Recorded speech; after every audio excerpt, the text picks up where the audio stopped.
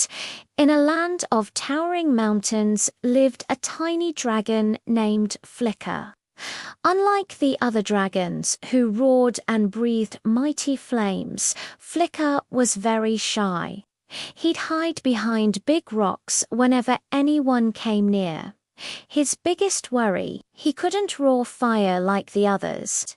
Instead, when he got nervous or excited, he'd let out a big achoo, and a little puff of sparkly fire would pop out of his nose.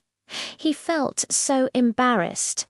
One day, a group of lost baby birds were shivering on a high branch, too scared to fly down. Flicker saw them and his heart ached.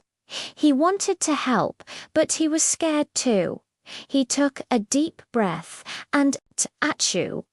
A gentle, warm puff of fire sneezed out, lighting up a dry leaf that floated down like a warm, glowing blanket for the birds. They chirped happily.